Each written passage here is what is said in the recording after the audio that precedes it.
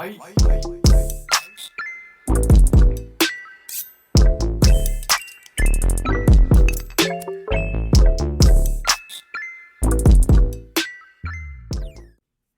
back to the Two Pointers Podcast. I'm Trevor Everett, and we are joined again today by Grayson Hill.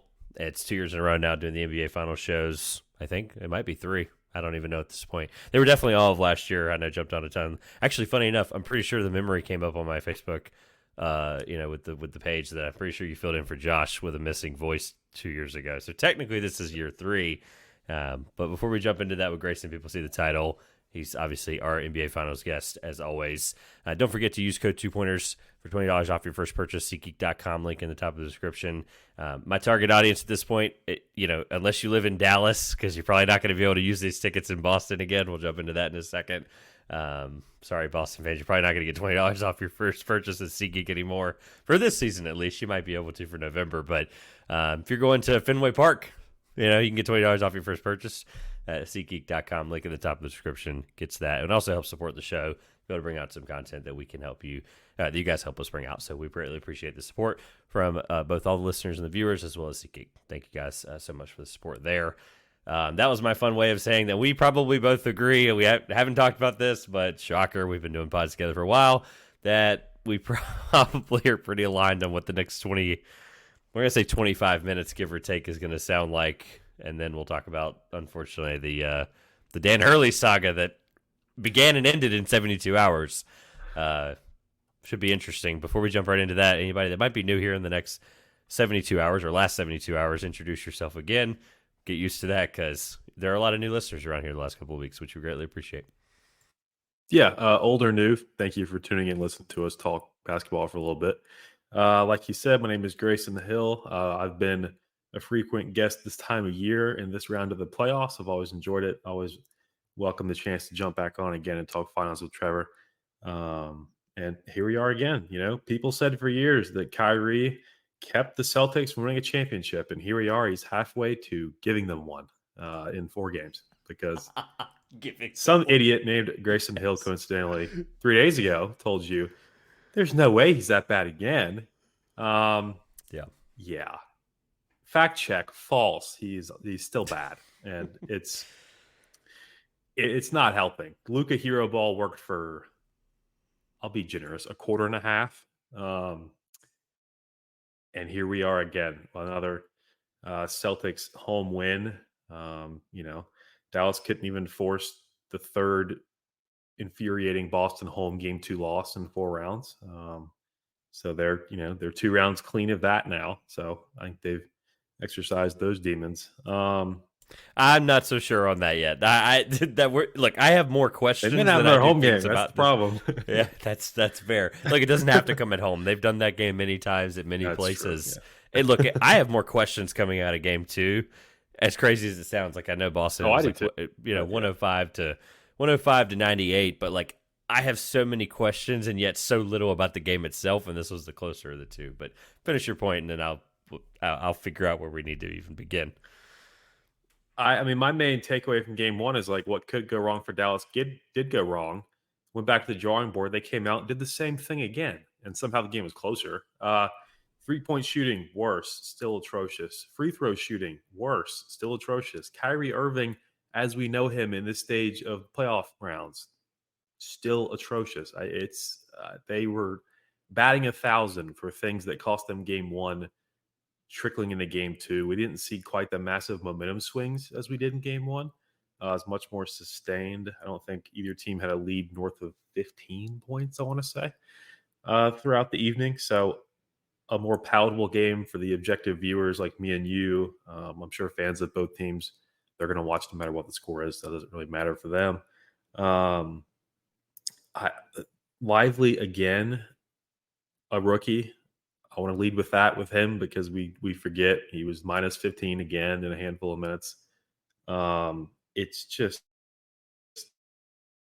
we're going to lie about Jason Kidd based on what they look like 2 days from right now, Wednesday night, in game 3, which is essentially Dallas' season. If they go down 3-0, it's win, not if. So I think we're going to learn a lot about, if nothing else, Jason Kidd when they take the floor next in Dallas on Wednesday. All right, so that leads me to the first question that I was really glad that helped segue into. Did we learn anything about these two teams in 2 games? Because I think I'm more confused now than I was prior to game 1. Like, I picked Mavs in 7. So did you. So did I know. I did too. 80% of the population. And yet I sit here after 2 games going, A, I should have just not thought with my rear end. And B, I don't, like, I think I'm just more confused. So is there something like I'm missing? Maybe it's a point. Maybe we talk in a circle and figure it out. But is there something you've learned about either of these teams where I'm like, okay, that's what I was missing? I don't know. I'm so lost. I mean, this is with bad Tatum. I mean, imagine if Jayson Tatum was playing to his potential. That's on the agenda as well. So we can do this now. I mean, these games would come off of cable television if he was putting up 30 a night. I mean, it would be embarrassing. They would put on Caitlin Clark in the middle of the third quarter every time they played this game. So I mean, it's, and we can get to, well, I'm sure we'll get to Tatum and how he's like the worst shooting player of his caliber in the finals, in the history of the finals. I don't have a stat quite that bad, but I just, and I mean, I've got a couple written down. It's alarming, but you bring in Jrue Holiday for games like this. He did it in game 1 against the Pacers, and he did it last night. Sunday night. Yeah. This Celtics team is good enough to win against anybody in any round with Tatum playing like he's being threatened by like the cartel. Like, do not score 25 points or else. But also please take 25 shots and try. It's just, I don't understand it. The Warriors series, I get it. That's just 2 different eras roster-wise at that point. You've got guys going for ring number 4 or 5. All those Warriors players earn that, and then there's Draymond. And so I get that. That's excused in the grand scheme of things. But now Dallas is a team fresh on this scene, on this stage, not supposed to be there, et cetera, et cetera. And Tatum is still shrinking offensively in this spotlight. And again, we said it a couple of days ago, he does more than score, for his sake, thank God, or otherwise they'd have riots in Boston. But I mean, at some point, is Jason Kidd's hot take or just being bored in media press conferences about Jaylen Brown being the best player? I mean, how much runway does that get if we keep seeing this? I mean, and you could shrink it down to he's their best player in the NBA Finals, but if your best guy is not the best guy in the NBA Finals, then how good is he as your best guy? If the last 4 games before the ultimate goal, he disappears offensively. It is mystifying to me. I don't understand it. He was bad from 3 again. Not that he's a sharp shooter generally anyway, most nights. The shooting percentage starts with a 3. It's like he's cursed. I don't get it. But to the credit of Brad Stevens and everybody above the court, they put this roster together. They went out, got Porzingis, who was excellent, serving his purpose for the team. Jrue Holiday, it's kind of like we mentioned the Derek White game is going to happen. I don't think either one of us said a Jrue Holiday 20-something game high or team high point night was going to happen. He's a huge part of that game 1 overtime win against the Pacers. And he was massive last night in getting this to 2-0 Boston. So the Tatum thing may go down as one of the more confusing statistical, I think it's fair to say, anomalies, just given how good he is regularly in the history of, or at least in this era of NBA basketball. That was the whole point of what I wanted to go into, was just, I mean, it was more geared and directed at, like, I can't really tell based on that monologue. Like, have your opinions of him changed? Because, I mean, just for the context for the listeners, this isn't planned. Like, we basically, everything you just said in the last 5 minutes, or in a roundabout way, one of us said in the last 5 minutes, is the 3 questions I had written down, which is great. We're going to get to them. That's the best part about this, right? We don't discuss any of this, which is kind of funny how that works out. But, I mean, Tatum's discourse has soured in the last 20 hours. But, yeah, you mentioned the field goal starting with a 3. Unless I did the math wrong, it starts with a 2, which is even crazier. But 18, 9, and 12. And that's 12 assists. Right? So, like, they were putting him in positions where, even in a close game, this is me defending him for a second, he was having to be the playmaker, which a lot of us did say before game one that was probably going to happen. They were going to force guys and then leave certain guys open. And in game two, it just happened to be Jrue Holiday. How much I want to discredit Tatum in that realm, I'm not sure as heck not defending 6 of 22, 1 of 7, and 5 of 6 from the free throw line. That's even 5 of 6 people are like, well, what's the story there? It's like, well, he's not attacking, right? But he was. Yeah. He did everything in game two that I said he didn't do in game one.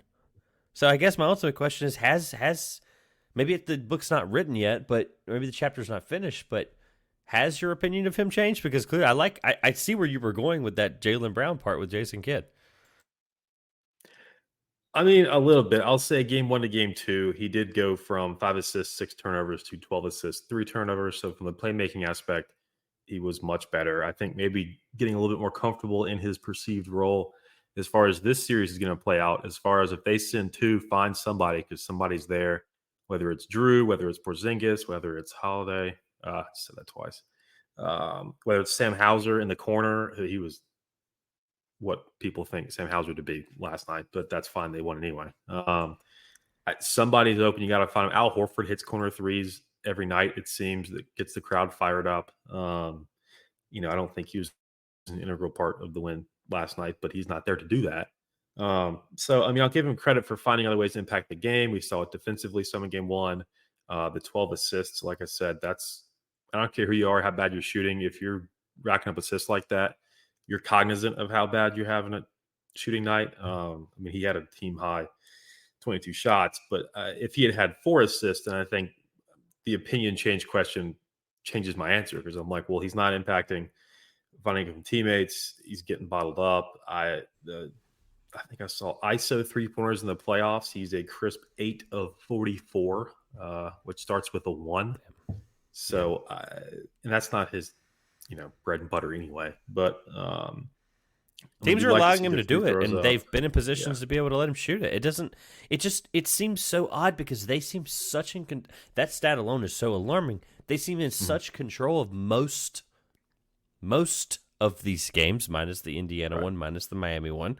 They seem in control of most of these games, and yet he's open for 44 times in isolation for 3. I say open, duh. It's not every time open, but like that stat that, like, all of your points make sense, but that stat doesn't back anything up because it's so confusing. It's like, I'm not this basketball mind that people should be turning to. That's not like, it doesn't make sense to me how Joe Mazzulla, who's a really, really good coach, shocker, it took me 12 minutes to talk about how some of his coaching might not be as exciting as we all thought. I don't know. He's been great this series. I can't believe that they're putting Tatum in this many positions where he's the guy out there. And a lot of that's the defense forcing him to do it, don't get me wrong. But their offense should never allow an opportunity where 44 times he's available in isolation for 3, unless there's a lockdown defensive possession. They played Miami, they played Indiana, and they played Cleveland. None of those teams are stout defensive teams by any stretch of the imagination. So how those 3 teams allowed him to be in isolation that much from 3 boggles my mind that we're even here talking about it. I mean, he's shooting like he's Andre Roberson in the mid 2010s. That's what's happening. That's why. I mean, they're never going to let him, per se.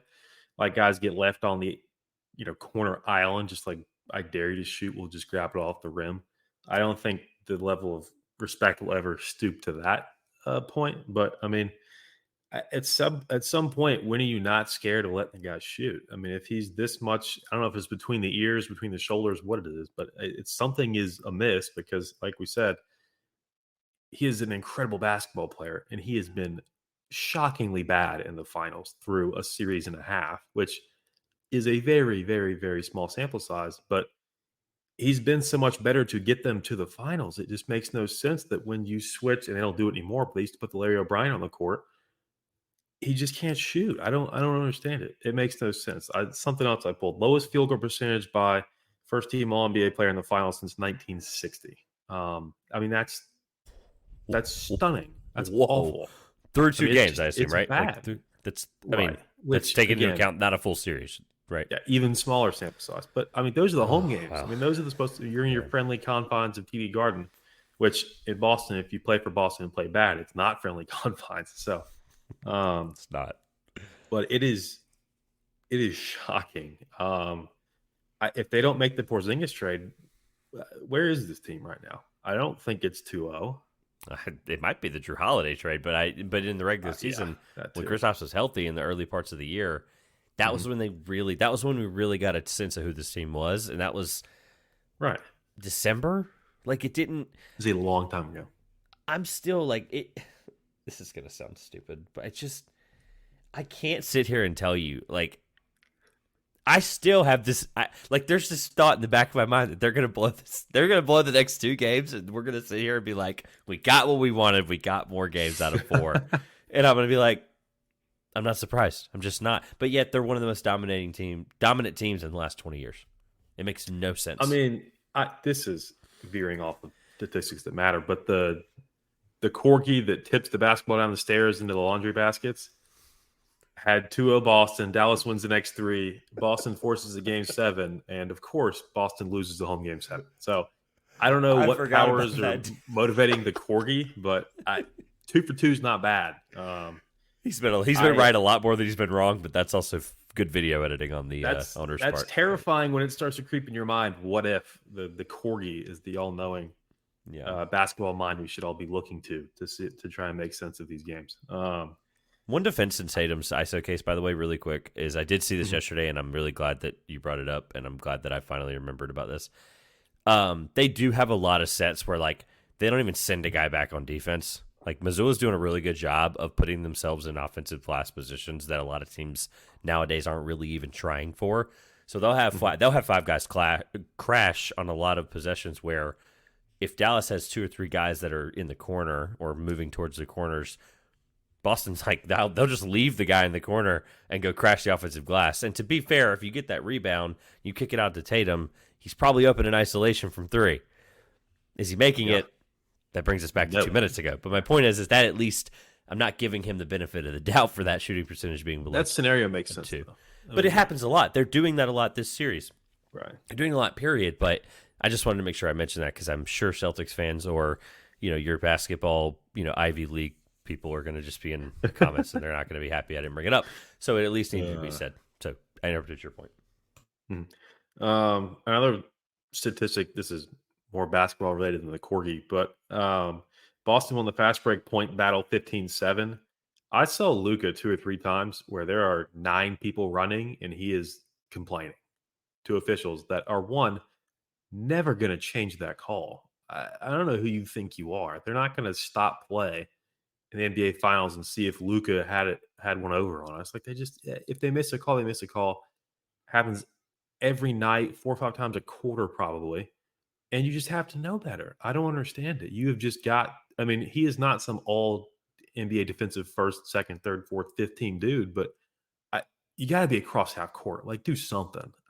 Put your body between the ball and the basket. Like, that's not asking for some Herculean effort. And I get that, he makes a living at the free throw line getting calls like that. And, his knee is healed when he's jumping up and down, screaming at the officials between whistles. But I mean, at some point, those crucial buckets they give up in transition because it's 4-on-5 are going to hurt them. In a game that was a touch above 2 possessions, a 7-point final, that got closer than that in the waning seconds, they just couldn't get a quality shot before Boston took a shot clock violation and the game ended.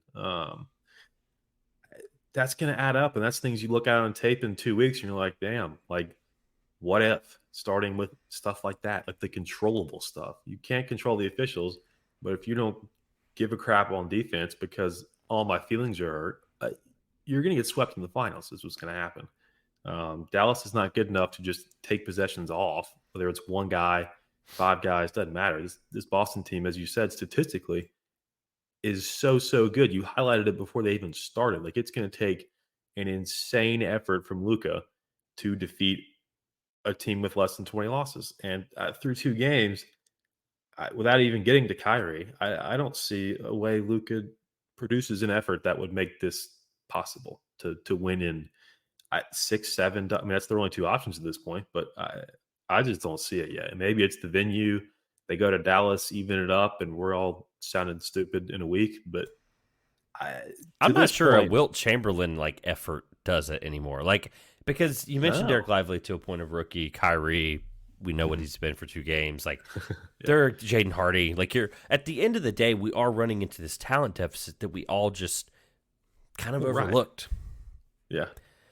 I don't know. To your credit about the fast break points, like, I'm really surprised Boston's not exploiting it more because they're the more Oh, I know. athletic And team. They're Dallas the was faster not team. pushing the issue at all on offense. It At doesn't make all. any sense. Like, it just seems like something's not like, I'm just surprised Boston has done what they've done and they've not even taken advantage of a place. And there may be something I'm not seeing where they may not be able to take advantage of the fast break as much. I don't know. It just doesn't make any sense.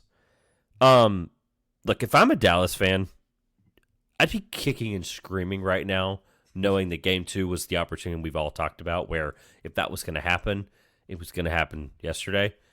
But I want to emphasize the third quarter for a second because we talked about the third quarter in Game 1 and how important the third quarter was for Dallas even making it a competitive game. This game was even Right. better than that. The third quarter is where Boston completely, let the previous game get tight, of course, and get close, and you felt comfortable. But this time, somehow, the Celtics were a third quarter team. This was something I had not seen in a long time. This is per Steve Ashburner. I'm just going to read his quote specifically from NBA.com. The Celtics turned a 63-61 lead midway through the third quarter into 69-63. And then Jason Kidd had seen enough. He retreated to a timeout with 4:56 left in the third. So that really important 5-minute stretch that closes a quarter. He subbed out 3 guys there. 2 minutes later, 119 seconds to be exact, the score went from 69-63 to 75-63. Boston. Which is what we saw after the roar back to cut it to 8 in Game 1. And Boston responded, what was it, 13-15-0? Yep. And you exit the third quarter with a 20-point game. You're like, okay, well, that was fun for, 119 seconds 2 nights ago. It's, again, credit to Boston. They're Jekyll and Hyde, but those are the kind of things we expect them to be on the wrong side of, and they've responded. And they've closed the third emphatically in both games, and that's the reason why it's not a split or a sky is falling 0-2 hole headed back to Dallas. They've got 2 games in hand, and they literally just have to win the home games. Like until the home team loses a game, it's not, we're not looking at a quick finals. But based on what we saw in Boston, I mean, it would take something wild, I think, from probably Kyrie, because Luka, to his credit, is trying to beat them on his own, and he had 8 turnovers last night. He had 20 points in the first, call it 14 and change minutes, and he finished with under 30, or excuse me, 32. So I mean, he tried to beat them by himself for a quarter, and I'll push it to a quarter and a half. And they just were up like a bucket, or up like 4, up 5. Like, it wasn't like he could just have a one-man avalanche and roll them over. It just wasn't going to happen. They were better than that. Didn't matter what building that was in. I think he started 8 of 10 shooting, finished 12 of 21. I don't know if that's frustration, fatigue. I believe to an extent he's injured, as every player playing his minutes is at this point. Like, you're not feeling great. The quote from LeBron after the bubble title rings true for me. It's the only game that you don't ice up afterwards because the season's over. Everybody at this point's hurting. These teams have been in physical series each themselves. They haven't seen too much, extracurriculars yet. Although if this game gets ugly for Dallas in Game 3, we could probably see some frustration vented there. Who knows? But I just can't believe this team whooped up on my Thunder. That's what I keep thinking about. It's like, how in the world did this team? And obviously, Boston's better than Oklahoma City. I realize that, but I mean, I'm watching Dallas put up 2 sub 100-point games. And I'm just thinking, how in the world did we lose this team in 6? I had to sneak a selfish point about OKC in there, but it's just it's crazy to look at an how interesting different thing they to think look. about. It really is, because like there are people. I'll give whoever I can think of right now credit. There are people out there that have brought up like how competitive round 2 was. Like, again, a lot of that is Lou Dort. Like, let's just be upfront about it. Like, Right. The fact that And Case Wallace, absolutely. there are 10 defenders better than him right now, but that's not going to be the case for a long time. Like, okay, like what he did to Luka, we established on this show, like some of the best counting stats, lowest counting stats he's ever had in his career. Mm-hmm. And so to think about how competitive that game was, again, the whole, if you just throw the PJ Washington 3-pointer out of the window for a second, like it's just, we go to a game 7, anything happens, like whatever, right? Right. Like we're one controversial-ish play in a game 7 away from this completely being different. Like this could be anybody in the finals compared to, like, I'm not ruling anything out in the Western Conference Finals. But it's a good point, because my whole roundabout way of coming back to it is I'm still not sure, unless it's Denver, and I think Boston might have did this to anybody. Like, I think I'm landing on that conclusion. I'm with you. Yeah.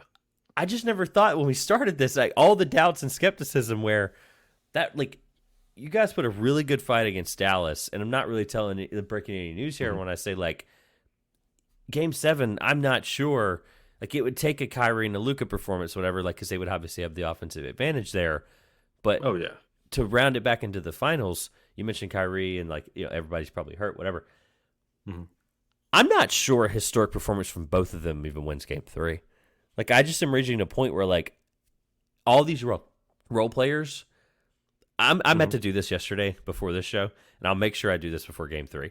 I'm going to text Josh, and I'm going to read his exact quote verbatim on air, and I'm going to ask him, what were you thinking when PJ Washington was doing what he was doing for 3 weeks? I just want to know, because that is the reason they're in the finals, and not to sit here and blame a Derek Lively, a Jaden Hardy like we've already done, but PJ Washington is Derek Jones Jr., right? Another guy where he's going to have his faults eventually. Those guys have to do what they're going to do for all of us to believe Mavs in 7, and they've been nowhere. And they deserve that criticism. The whole bench sans Hardy in Game 1 has been a non-factor, and that's a net negative when you consider that 1 through 5 guys start. And 1 through 5, Boston's better than probably anybody in the NBA. So I mean, to have the bench have 9 points and Porzingis outscores him by himself, and he's got his leg thing going on, and I'm not going to sit here and play doctor. But again, to my point, everybody's a little hurt at this point. You're playing this long into the early months of the summer. You're going to have bumps and bruises and sprains and strains, etc. So, I mean, when Porzingis is out playing your entire bench, I mean, Dallas got 9 points, 11 boards, an assist, and 3 turnovers from the entire bench last night. 3 for 12 shooting, 1 for 6 from 3. So it's not just the starters from Dallas who cannot literally buy a 3-pointer. They've been at or below 26% from 3 in both games. That's, again, I watched PJ Washington hit like 12 threes in 2 nights 3 weeks ago. And I had war flashbacks of that, because now every 3 I watch hits the rim or it air balls. Derek Jones Jr. sent one into the crowd last night. And he was hitting turnaround fadeaway jumpers against Oklahoma City. So to your point about the sporting cast, Boston's is essentially their role players, their key role players are starting. It's just how good the tandem of Tatum on a normal stage and Brown are. And Dallas, to overcome the disadvantage they have roster-wise, has to get Thunder Series type contributions from their guys, and they're all just MIA, every single one of them. I mean, Hardy was good in Game 1, 13 points, whatever. But the Lively piece of it, they're playing him off the floor. I don't know what, other than, giving him a shot of NBA playoff experience is going to fix that. But, I mean, it is just not looking good for Dallas. Maybe going home will fix it. They're going to have to score 100 points at some point this series. They're going to have 2 more games. There's no way around that. You can do whatever you want defensively, but if you're not scoring 100 points, you're not winning a finals game, especially against, and we'll keep going back to it, one of the better statistical teams in the last 20 years. Whether they lose at funny times in funny ways or not, they still have not lost 20 games, and they started playing at like Halloween. So, at some point, the memes do not bear as much truth as what we see on the court and what we see in the win-loss column. So, Dallas, we have a problem. I mean, it's bad. The point about the bench, I mean, Pritchard played 12 minutes. Hauser played 10 minutes. Mm-hmm. Boston shot 25.6% from 3. Like, they weren't stellar. Like we all really thought that Dallas's bench was the better bench. I push back a little bit just because of the quality of veteran you're getting from like a Pritchard or Porzingis in this Who case. hit the right? Hail Mary to end the third, but yeah, that was his only contribution. Right. And like if that's my whole point with bringing up the bench is if you're Dallas and you look at this today and you go, all right, they played 6 guys. They shot 25% from 3. It was a 5-point game and we still didn't win. It all comes back That's to the one Kyrie. you have to steal. It does. It all comes back to a guy like Kyrie Irving who didn't contribute in the biggest moment of this series for Dallas. And I hate to even do that because I've come around on the whole Kyrie Irving discourse here in the last 12 to 18 months. I really have. But I can only blame Jaden Hardy, Derek Lively, PJ Washington, Derek Jones Jr. I can only blame them enough. I can only, my whole blame pie thing I always bring up every few months. Right. The blame pie is not exactly very friendly for Kyrie Irving right now. It's just not an excuse at this point. It's your back's against the wall. And again, all of this might be outdated in 48 hours. They might come out and just absolutely dominate in game 3. I'm not convinced that's going to happen. I'll ask you the same question, unless you had something else there. One more thing about Kyrie back against the wall. 2-0 is the hell of a hole. In the 16 finals, in which a team blew not only a 2-0 lead, but a 3-1 lead, game 3 on 31 points on 50-47 shooting splits. So, he's done this before. He was bad in game 2 then. That was 7 years ago. So, I'm not saying we can copy and paste those stats, but he has, at one point in his career, been bad early and then turned into the player we all expect him to be when he is taking basketball seriously like he is now again. And they're going to have it. But to your point, nobody's beaten Boston 2-on-5. I don't care who it is. You throw any 2 in there. I don't care if you're pulling guys from different teams or not. You're not beating Boston 2-on-5. And you're definitely not doing it for the next 6 games either. So something has got to change beyond Luka and Kyrie. And it's all the guys we just mentioned who probably take up, 70% of the blame pie. And when we add all those guys up, sans Luka and Kyrie, I mean, those are the guys that win you series. Guys like Jrue Holiday going off. We have not seen that from Dallas at all. Talking about Kyrie's history point there, I'll give you one that's more recent that you brought up earlier that I think is a fair point to think about.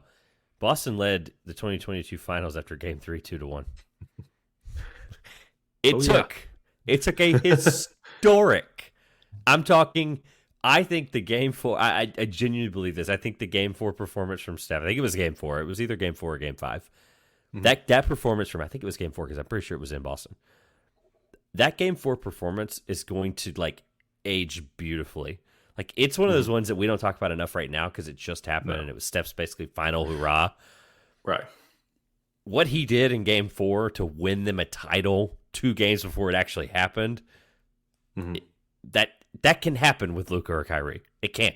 It just can't. Absolutely. I'm just leaving it out there because 100%. Boston, it's no different. I know it would be 2-2 at that point because Golden State won game 2 in Boston. Boston won game 3 at Golden State. In Golden State, yeah. So it kind of flipped back and forth, or vice versa, whatever it was. I think I can't tell with the way that Google's got it laid out here.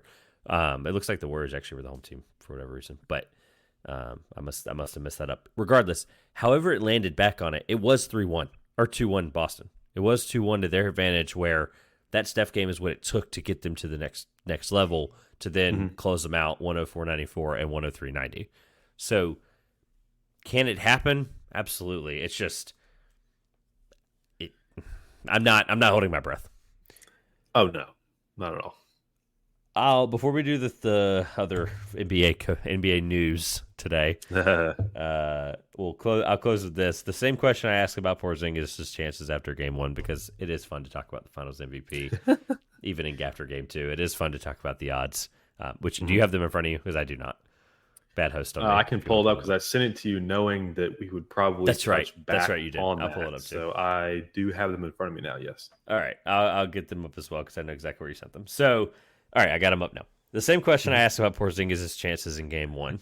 If Jrue Holiday has one more strong performance in the Celtics sweep, what percentage chance do you give the voters giving it to Holiday? Before you answer, Would you like me to remind you and the listeners who the voting panel is? Because we don't know it Yeah, I officially need yet. to know that because if I'm it's like Kendrick paraphrasing. Perkins, then yeah, It could be. It could be. I'm paraphrasing here, and I'm going to read you some it history shouldn't be. to give you an idea of why it technically could be, right? So last year's Finals MVP voting panel, it's typically 11 media members that are chosen before the series, but then not revealed until after the final game is concluded, and then they have X amount of time to get it in, and then they announce it 30 minutes later, right? Usually a group of, I'm just going to read the quote from SI. The Finals MVP voters are usually a grouping of respected reporters from national and international brands, along with local institutions. By polling 11 media members, there's no chance for a tie. Last year, for example, the voters were Sam Amick of The Athletic, Malika Andrews of ESPN, Doris Burke of ESPN Radio, I guess at the time, technically, Miguel Candeias of Portugal's Abola, Vincent Goodwill of Yahoo Sports, Mark Jackson of ESPN ABC, Sean Powell of NBA.com, Tim Reynolds, shout out Tim Reynolds of the Associated Press, Mike Singer of the Denver Post, Ira Winderman of the Sun Sentinel, and Jeff Zilgett, I think is how you pronounce his name, of USA Today. There were two very important names in there. One of them was a reporter for Denver, and one of them was a reporter for Miami. Choice. Yeah. That's on purpose. So I'm just giving. So Okay, basically, just pretend it's 9 because let's just be real for a second. 2 home voters. I think it's fair. I think it's fun how they do that. Now that you know, it's basically going to be the guy from the Herald, the guy from who they play in Dallas, the Dallas, whatever that newspaper is, the Dallas Times or whatever, right? The Star. So you have that guy from the Star. You'll have whoever took over for Bob Ryan at the Herald after 500 years. And then you'll have nine ESPN or Athletic people. Now that you know that, what is the percentage chance that you would give Jrue Holiday? Well, the Dallas guy, if they get swept, is going to vote Kyrie Irving. I'll read the odds quickly. Jayson Tatum plus 110, no chance. None. I don't care if he has 60 points tomorrow night. No. Jaylen Brown plus 185. He's been, I think, overall the best Boston player to this point. He fixed the free throw thing. He was 6 of 11 in game 1, 4 for 4 last night. They missed 1 as a team. And Dallas missed 8 because they shoot 72% from the free throw line.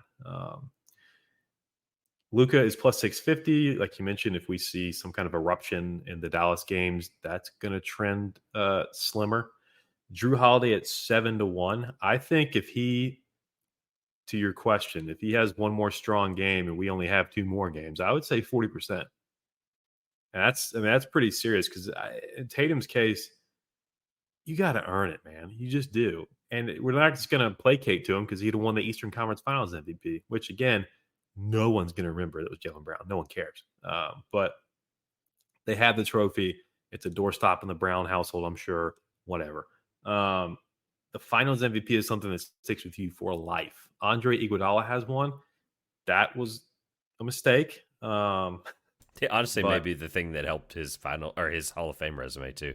I looked back at it a couple weeks ago because we had talked about it, and I was like, wow, it's kind of interesting how good his career was, and then you add a Finals MVP to it, and it just puts the cherry on top. Yeah, LeBron only had like 35, 8, and 9. Congrats. I mean, that's cool. Still crazy. Whatever. So, yeah, I mean, I would say if I was ranking, if I had to do a top 3 right now, I would do Jaylen Brown, I would do Jrue Holiday, and then I would do Porzingis. I don't think Tatum's in my top 3. If you shrink down their contributions to the last 2 games, I don't know if Tatum's even 4. I mean, I might put Luka ahead of Tatum just because he's contributing more to, this is oversimplifying. The only thing that matters is the scoreboard, and that's not gone Dallas's way. So you're not going to have, we're not going to have a situation like that this year where we have some ancillary player get thrown in there. But yeah, so I would say Brown right now, but Jrue's behind him for me. And a gap that will shrink just because we expect what Jaylen Brown is doing from him anyway. And what we're getting from Jrue is so far and above what the bar is for what they need to win. When you factor in whatever the hell's going on with Tatum, his contributions, namely the scoring, especially last night, have been massive. And he's also the reason, I said it earlier, he had even more points. What was it? Game 1. he had like 26 or 28, and it still took overtime for Boston to win against Indy in Game 1. A series that might be the most uncomfortable playoff sweep of all time, just based on how close 3 of those 4 games were. So I think 40% right now. Through 2 games, we may see 2 more games. We may see 5 more games. Who knows? The longer the series goes on, I think the odds of Jrue getting it drastically decrease, because that would mean somebody from Dallas is doing something crazy, and at some point, Tatum would have to wake up to counter that. In all honesty, so yeah. So right now it's Brown for me, but I would put Jrue second, and it's not too difficult of a decision for me right now.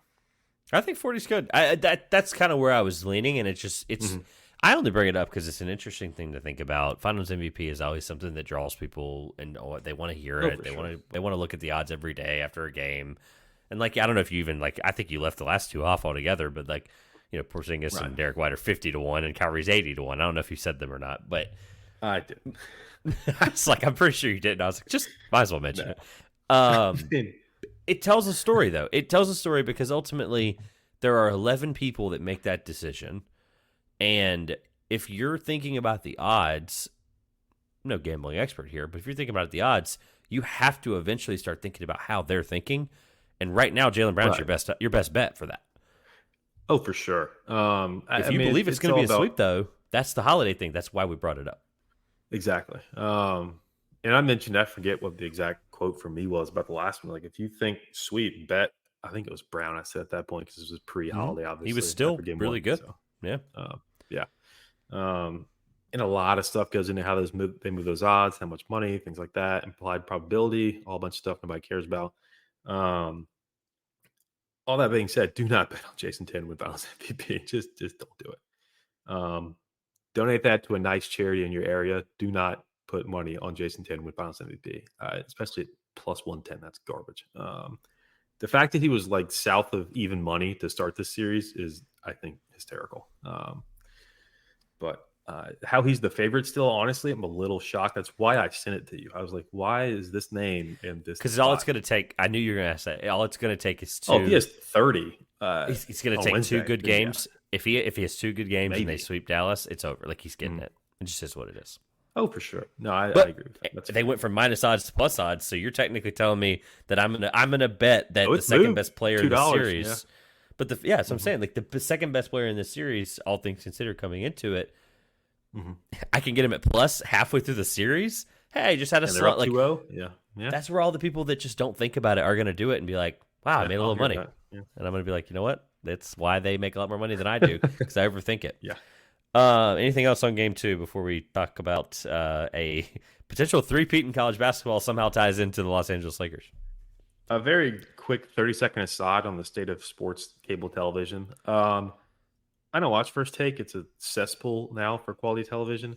They spent 10 minutes on Kendrick Perkins getting unfollowed by LeBron James on Twitter, mostly because Kendrick Perkins makes a living being a heel towards logic applied to sports. And I'm not going to disrespect how he makes a living. He's very good at it. I think he's a lot smarter than how he talks on TV. I think he plays into that for interactions, which works because he goes viral every other day for something as dumb as unfollow gate or whatever garbage they talked about for a quarter of an hour this morning. I just missed the days of Skip and Stephen A.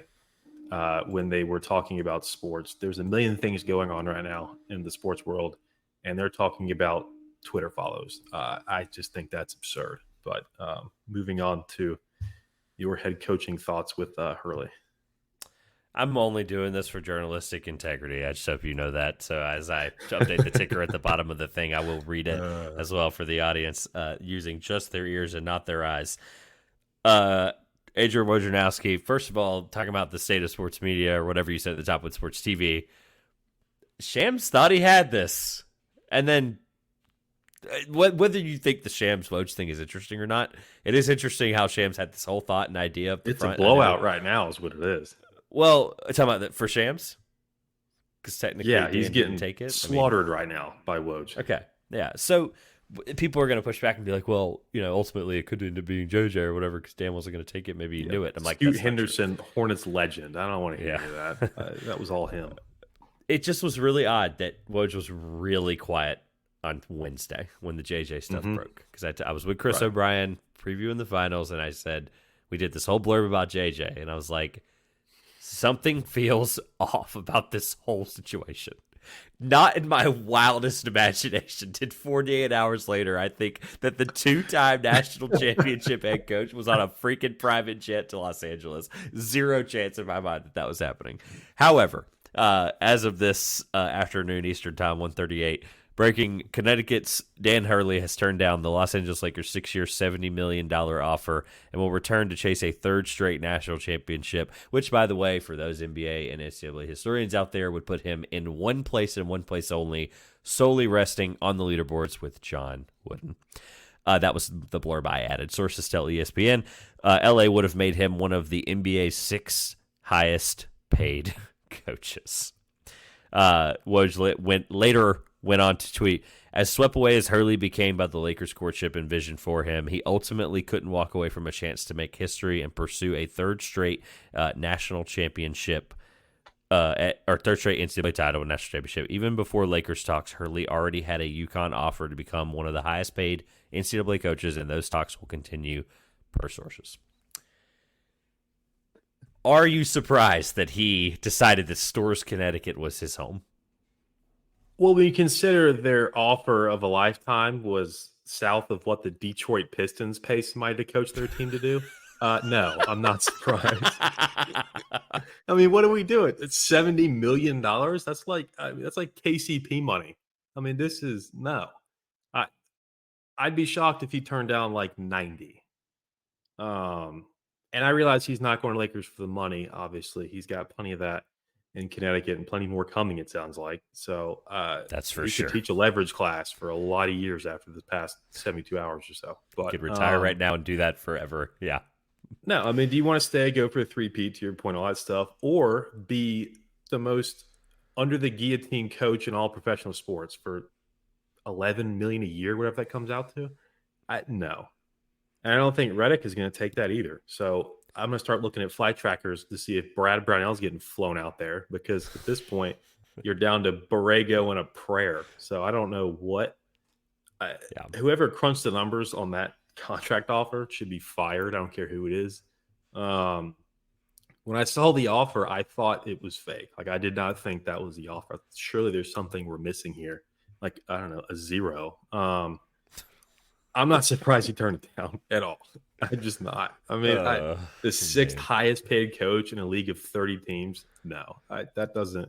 If you're going to pry a guy from a foundation that strong in a conference that good, with the pedigree UConn now has, and he didn't establish that, obviously, but he has put a hell of a spot in UConn history with back-to-back I was going to titles. say, he sure as heck didn't make it worse. No. And, you know, three-peat, very hard to do. He'll be alongside the Chiefs trying to make that happen in American sports. It's very, very rare, especially in top leagues like that. So, I mean, I'm not surprised at all. I mean, the Lakers coaching job largely is miserable because you have two top 10-ish players in the world and a bunch of scrubs, and you're expected to make miracles, and it doesn't happen ever, and you never get the allotted time you should, because it's a big market and it's LeBron, and they're not going to fire LeBron James. I don't care if he's 30, 35, 40, 45, 50 years old. It doesn't matter. You're always going to be the first guy out the door. And so they're just kind of entrenched in this. We're going to have two guys, and whoever LeBron can't trade machine out of town, and we're going to go win a title. And it worked once, which is maybe the worst thing could ever happen to them, because then they thought, okay, we can do this again. And it's just, no, you can't. So I think they'll get a quality coach, I hope, for the sake of Lakers fans like yourself. I don't know how Hurley would have gone there. I was very intrigued to see it. But I'm not surprised at all he said no. I mean, you factor in the money, you're going to sweep him off his feet. He might get more than that at UConn, honestly, when you consider all the free drinks and dinners, et cetera, he's about to get in that town that he's earned, honestly, 2 years ago. But I'm not surprised by it. the fact that JJ Redick and Dan Hurley were the first two names floated for this, I could have had 20 guesses and wouldn't have gotten either one of them. I mean, it's crazy, but that's the kind of circus that you get when the Lakers need a head coach, and whoever they land on, I guess, and can pay enough money to put up with what goes on behind closed doors, more power to them. But I am not surprised he said no. Absolutely not. I'm in no way connected in this situation at all, but I've followed college basketball long enough, and I feel like all these coaches, in some way, shape, or form, are always still the same. And I'm not saying that because I'm bitter. I'm not saying that for any rhyme or reason outside of that. What I mean by that is all of these coaches in college, ultimately, minus the exceptions, your Rick Pitino's. Really, that's in the last 20 years of guys that go to the NBA and try it and didn't succeed. Yeah. I mean, Billy Donovan, I'm counting as a success because he's stayed there, because he's won games and because he's won playoffs. Like that. I'm kind of just keeping him aside. He's not rebuilding, but yes, no, he's still coaching. He's still, in the example I'm giving, Rick Pitino and Billy Donovan are the exceptions to the rule. All of these college basketball coaches are the same. They ultimately care about their legacy. Is that exacerbated because Dan Hurley's father is one of the most legendary coaches in American sports? Except most people don't know that name until brother. Brother, I think the player resume carries him more than I think people that's true. Yeah. Are willing to admit. But the legacy of the dad being a high school coach that is one of the greatest coaches of all time, if you just put him against anybody from a legacy standpoint. All things considered, 6 years, $70 million, we agree, is ludicrous. It's not something that's going to entice him. And my whole overarching point for the 16 people that texted me today about it, whether it's opinion or whatever, or just, hey, like, oh my God, this is interesting. What I will tell you is this, is he can get an NBA job in a year. He's proven it the last 2 years, really 4, but the last 2 years have earned him any NBA job that is willing to pay him. So I think there's no issue. Willing to pay him, exactly. Yeah. Willing to pay him. I have no issue with the guy saying, you know what? And by the way, he reloaded. He got Liam McNeely, who's a 5-star kid out of Indiana, to decommit. They're not going anywhere. Yeah, to decommit from Indiana and to go to UConn. They're in a better position to repeat than arguably any of these last 3 years. I saw them 2 years ago in Houston. That was the most dominant team I'd ever seen in person. Yeah. And last year's team, this year's team, and now currently coming up might be even better. So my whole overarching point is why go now when you can go later? If he cares about his legacy is we'll never question his legacy ever again if he wins the third title. He can go in the NBA and he can win 4 games. The other point that we don't right. The other point I'd like to make that I think is important to think about is the imbalance of the head coaching position now. The scapegoatedness, the firing guys, you mentioned the guillotine of LA, that's happening everywhere now. Darvin Ham just went back to Milwaukee, and he's securely going to be there for 5 to 7 years probably because of the fear of being a head coach either way. I'm not saying I'm speaking for Darvin Ham here, but I'm speaking for the fact that they're not giving him the job next to Doc Rivers. After Doc Rivers goes, they're not going to give it to Darvin Ham again. I don't think he wants it. But my ultimate point is with what you led with, Monty Williams is one of the best paid coaches in the NBA, if not the best, if that hasn't changed. And that imbalance is going to cause everything to throw all of this off. The college has coming in, assistants coming up. So long-winded point, but at the end of the day, he has no reason to go. Even though this whole thing, it just seemed too good to be true. On Friday afternoon, I'm like, everything's lining up for like he's going to get back on that plane and be like, I'm ready to go. I'm ready to make the transition because I've already done what I needed to do. But like everything else, 20 years to the year, almost to the month, Mike Krzyzewski was courted by multiple NBA teams, including the Los Angeles Lakers. And what happens? He comes back to Duke, wins the national championship, and ultimately legacy is what matters to these guys. That's just how I'm going to leave it. So 54 minutes, thank you. Asked for 30, gave me 54, as always. Anything to plug on the way out of here before we do this again on Thursday afternoon? In case you didn't catch at the tail end of the Game 1 episode, I do a podcast with my college roommates called the 1009 Podcast. It's Clemson centered, which is poorly timed because we just got bounced from our own super regional 2-0. I was at both games. I was wondering As what the looking around. Oh, no, that's right. I thought they were in game 3. That's right. Yeah, Phil TV tonight. as was my co-host Jacob Bailey was faithfully watching at home. Unfortunately, couldn't make it out, but we'll be talking as soon as tomorrow night about how that unfolded. Instant classic game yesterday on Sunday. So many twists and turns. Caglione, Canarella, win forever. Great game, just on the wrong side of it. So we'll talk all things that, what we saw in person, what we saw post game, things like that. So Twitter at the 1009 will be posting links to Apple and Spotify through that. So if you wander over there, I appreciate it. As always, thank you for having Grayson on as many other times in the past, and as well as at least 2 more times here this offseason. We hope for more. Don't forget, 2 Pointers is the code you can use for $20 off your first purchase, SeatGeek.com. Link in the top of the description as well. Don't forget to like, comment, subscribe, follow, YouTube, subscribe, all that stuff. We greatly appreciate the support over the last few months. Trivia Showdowns will be returning, obviously Grayson included in all of that as well, and look forward to more content in the future. Thanks, my friend. I'll see you in 72 hours. See you then.